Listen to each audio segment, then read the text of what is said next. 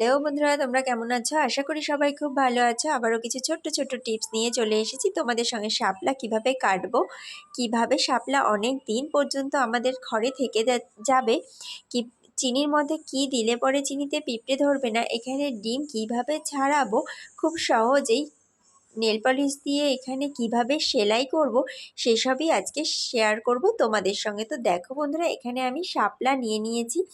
তো শাপলাগুলো কিন্তু আমাদের ঘরে এইভাবে করে রেখে দিলে, মানে এইভাবে শাপলা ফুল সমেত চোকলা সমেত এভাবে রেখে দিলে কিন্তু শাপলা বেশি দিন অবধি ঘরে থাকে না। তো দেখো বন্ধুরা, আর শাপলা কাটার সময় দেখা যায় অনেক সময় শাপলাতে প্রচুর পরিমাণে কষ থাকে জন্য আমাদের হাত কালো হয়ে যায়। তো এইভাবে করে যদি একটা ওষুধের পাতা দিয়ে শাপলার মুখগুলো এইভাবে ছাড়িয়ে নিয়ে তারপর একবারে টেনে খুলে ফেলি, তারপর দেখো শাপলার গা থেকে চোকলাগুলো খুব সহজেই ছাড়িয়ে নিতে পারবো আমরা। তো এরকম ওষুধের পাতা তো আমাদের প্রত্যেকের বাড়িতেই কম বেশি থেকে থাকে। তো এই ওষুধের পাতা দিয়ে জাস্ট শাপলার মুখগুলোকে, মানে শাপলার যে ডান্ডিগুলো হয় এই ডান্ডির মুখগুলোকে এইভাবে করে একটু মাথাগুলো একটু ছাড়িয়ে ছাড়িয়ে নিতে হবে। তারপর সব মাথাগুলো এভাবে করে একবারে টেনে নিলে পরেই কিন্তু দেখো ওপর থেকে গায়ের চোকলাটা একদম পুরো ছাড়িয়ে চলে আসবে। কত সুন্দর, খুব ইজিলি এটা করাও হয়ে যাবে, বটিরও কোনো প্রয়োজন হবে না। আর বটি দিয়ে শাপলা কাটলে কিন্তু হাত কালো হয়ে যায়, কেননা শাপলাতে যেহেতু প্রচুর পরিমাণে কষ থাকে, মানে যে জল জল ভাবটা বেরোয় ওটা অ্যাকচুয়ালি শাপলার আর কি কষ, কিন্তু ওই কষে কিন্তু আমাদের হাত ভীষণভাবে কালো হয়ে যায়। তো এই কারণের জন্য কিন্তু আমরা এইভাবে করে শাপলা কিন্তু কেটে নিতে পারি, তাহলে কিন্তু সময়টা অনেকটা কম লাগবে আর অনেকটা কিন্তু তাড়াতাড়িও হয়ে যাবে। আর এইভাবে করে কেটে নেওয়ার পর তো দেখো বন্ধুরা, এখানে আমার সমস্ত শাপলাগুলো কিন্তু কাটা কমপ্লিট। একদম ওষুধের এই পাতাটা দিয়েই কিন্তু শাপলাগুলো সব কেটে ফেলেছি। এবারে এই শাপলাগুলো এইভাবে করে একটা ক্যারি ব্যাগের মধ্যে যদি ভরে ভরে আমরা ফ্রিজে রেখে দিই, তাহলে কিন্তু অনেক দিন পর্যন্ত আমরা মোটামুটি 15 দিন তো মানে ইজিলি ফ্রিজের মধ্যে শাপলাগুলো খুব ভালো থেকে যাবে। অনেক সময় দেখা যায় যে হয়তো আমরা রান্না করব না, অনেক সবজিপাতি ঘরে আছে, তো এইভাবে করে কিন্তু শাপলাগুলো আমরা ফ্রিজ আপ করে রেখে দিতে পারি অনেক দিন পর্যন্ত।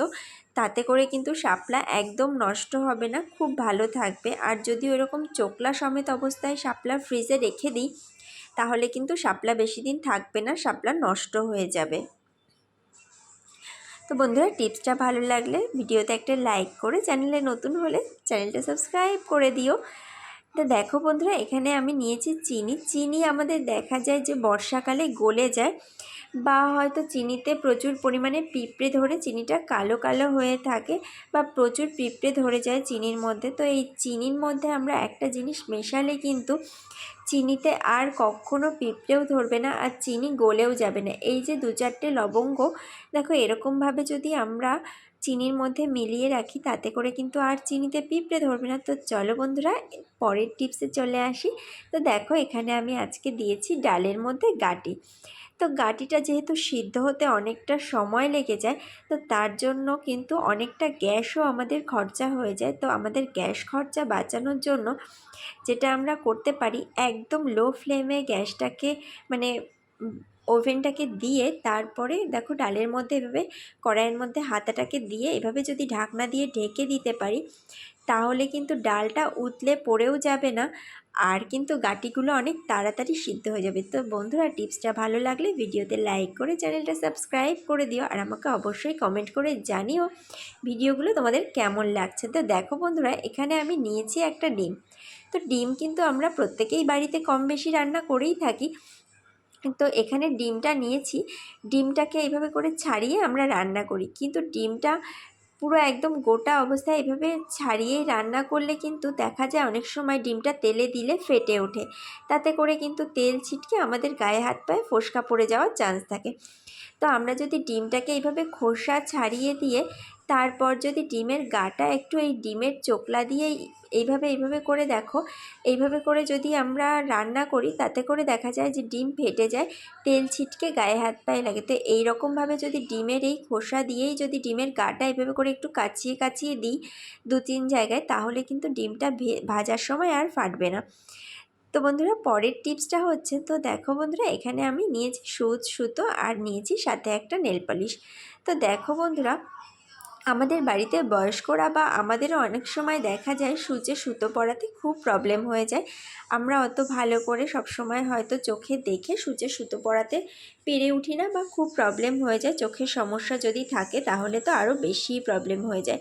বা অনেক সময় দেখা যায় যে সূচের মাথাটা অনেকটাই ছোট হয়, তো যার কারণের জন্য কিন্তু সুতো পরাতে খুব সমস্যা হয়। তাতে করে আমরা এই টিপসটা কিন্তু অ্যাপ্লাই করতেই পারি। সুতোর সঙ্গে একটুখানি নেল পালিশ এইভাবে করে ভরিয়ে নিয়ে তারপর নেল পলিশটা দিয়ে সুতোর মাথাটাকে বেশ ভালো করে দুটো আঙুলের সাহায্য করে বেশ ভালো করে এভাবে করে মুড়িয়ে নেব। তো দেখো বন্ধুরা, এতে করে কিন্তু দেখো সূচের মধ্যে সুতো পরানোটা অনেকটা খুব ইজি হয়ে যাবে। তো দেখো এখন কতটা ইজিলি আমি সঙ্গে সঙ্গেই দেখো সুতোটা পরিয়ে ফেললাম। খুব ইজিলি এটা কিন্তু হয়ে যায়। তো এটা কেন হয়, এটা নেল পলিশটা দেওয়াতে কিন্তু সুতোর মাথাটা হার্ডই হয়ে যায়, সুতোর মাথাটা আর এদিক ওদিক করে নড়াচড়া হয় না। তো যার জন্য কিন্তু সূচের মধ্যে সুতোর কিন্তু খুব ইজিলি সূচে পরানো যায়। তো বন্ধুরা, ভিডিওটা যদি তোমাদের ভালো লেগে থাকে ভিডিওতে একটা লাইক করে, চ্যানেলে নতুন হলে চ্যানেলটা সাবস্ক্রাইব করে দিও।